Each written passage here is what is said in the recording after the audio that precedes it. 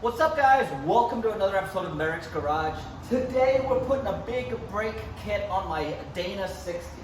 You guys hear me talk about the Dana 60 a lot. I love this axle. In factory form, it is massively strong. And I've been upgrading this one for a few years, but I hadn't ever touched the brakes. And so today we're putting a big brake kit on this. It uses adapters from Torq Motorsports and some Powerstop rotors and calipers. And it's gonna be awesome. So let's go get it. Merricks Garage.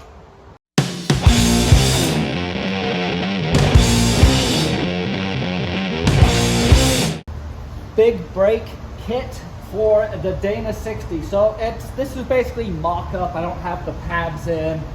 Nothing's torqued down, but clearances look good.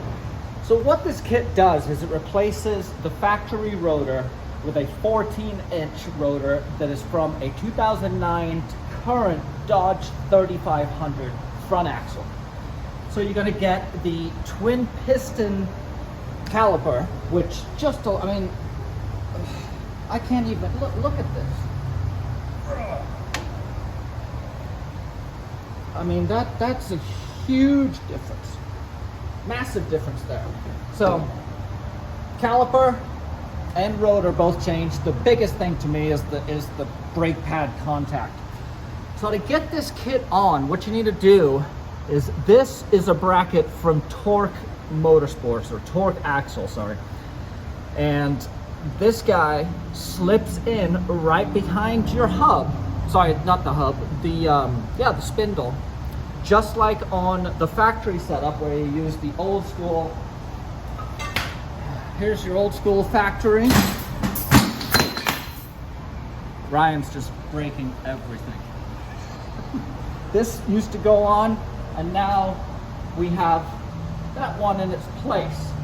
And that gives us the mounting ears for the new caliper. And what I've had to do to finesse this guy on, I'm taking my time. I've had it on and off many times, but it's gonna come off for the final time right now. These bolts are honkers. There's actually a special Dodge bolt for this, but this is a M18 2.5. And I wanted to get one with a shoulder so that I didn't have any threads in the bracket itself. It's directly threaded into the post, into the caliper cradle.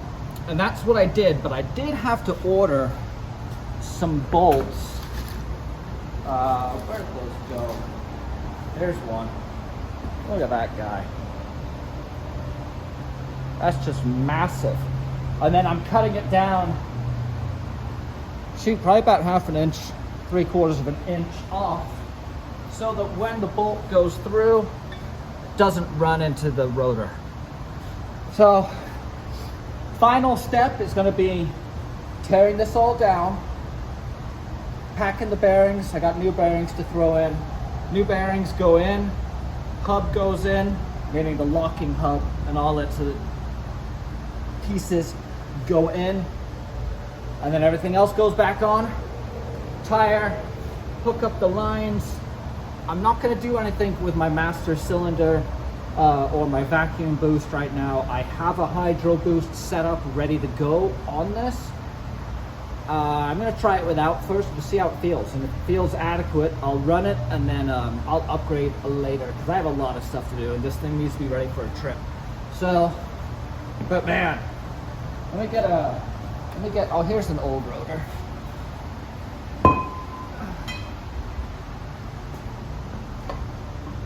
Look at that.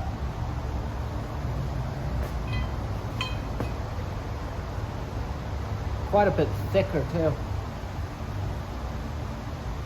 Yeah.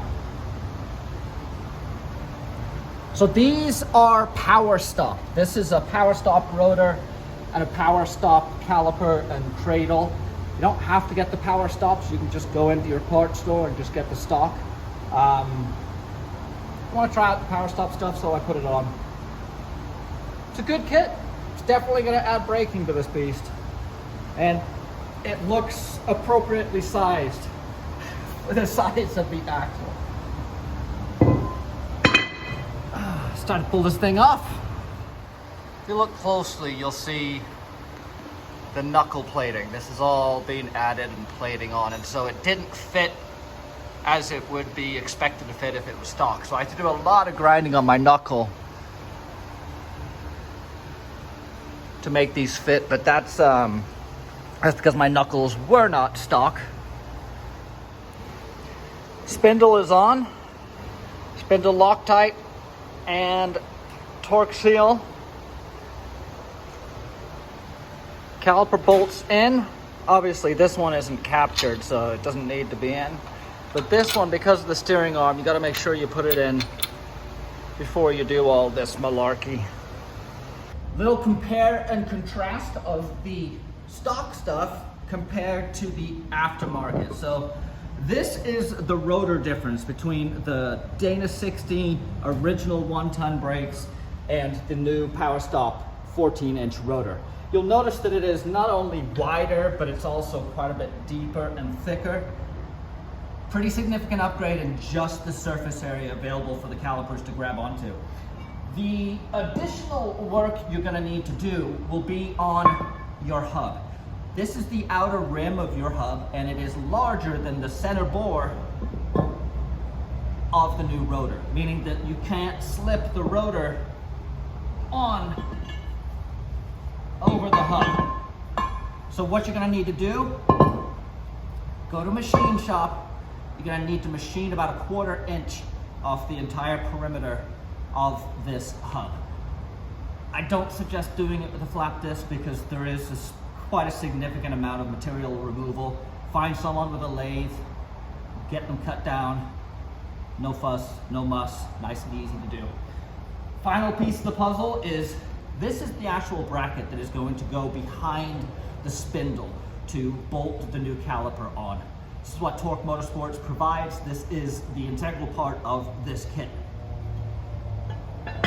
If you guys are enjoying this video and all this big brake goodness, keep in mind that I've got a full channel with over 300 videos on axles, four-wheeling, monster trucks, and fabrications. So click that button down there, give me a subscribe, and let's get back to the video. Now, I've been using the stock brakes on all of my Dana 60s for years, and I've never really had any issues. I have noticed, and I think this might be a result of my proportioning valve, I have noticed that my rear brakes, particularly on the Blazer, lock up before my front do. So that was kind of what was pushing me to do this. I do want to install Hydro Boost on this guy eventually. I have the kit, I've got the resi, I've got all the PSC stuff. I just need to get it done. But this will be a nice addition right now. And yeah, do not think that this is an absolutely necessary upgrade. The Dana 60 brakes are great. I'm just going to make them a little bit better. Got the hub mocked up in place, and this is a slip-on rotor. So it slips on over the top and bolts on with the lug nuts. And you can see, it's hard to see the brakes back there because the wheel's so big, but it is there. And let's go around to the inside, and you really get an idea of how big this thing is. And it does clear. It's a really good view of all the plating. So all of this is all plating on the knuckle to add strength. And so it made fitting this bracket a little challenging because I had to do a bunch of grinding. But it fits. It's all good.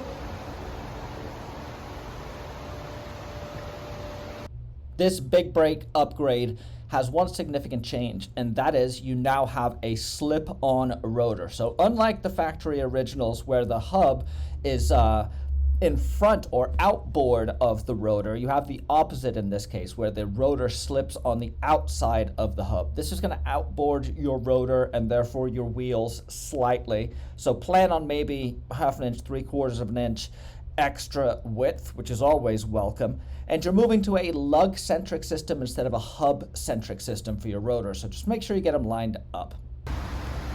Whoa! Did you get that on? Dude, I almost die like every day. Okay, both sides are back on. This all wrapped up and finished. You'll see that I got the tamper tape on there, tamper paint. This always goes on at the last part of the install. So after I have Loctited everything, after it's been torqued, I just hit it with that dot, torque strike. This stuff is great. 14-inch rotor, massive dual piston calipers. I mean, this axle is about as hardcore as you can get. It's got a Yukon hardcore hubs. It's got Yukon chromoly 35 spline inners and outers. It's got a Eaton E-locker with 456 gears, plated knuckles. It's got crossover, and it's linked. I mean, I love this thing. This to me is exactly what a Dana 60 should be. Whew, I'm fired up, dude. This is gonna be cool. I've been running the stock brakes forever, and while they worked, there were a couple times when they didn't work as well as I would have liked. So this is gonna be a massive upgrade, literally massive upgrade. I'm gonna have to see, like I mentioned earlier, if the booster can handle it, but hopefully it can, because I'm driving it today. So I'm always talking about the Dana 60, and every time I get buried in the comments as to where can you find one. Well, you don't need to buy them from me. You can go find them from junkyards, you can find them on Craigslist, you can find them on pick and pulls, but it is gonna take some hard work and elbow grease. If you're interested in a fully rebuilt Dana 60, I have several of them I'm going to be selling. Send me an email. It's james@merricksgarage.com. I will not be responding to comments down below asking for a price. Hit me up with an email. In the meantime, I put together a playlist that I'm going to put up in this corner right here that has several of my axle videos, from the 14 bolt to the AAM to the Dana 60. So if you need more information on these axles and want to get a deep dive, make sure to go check that out.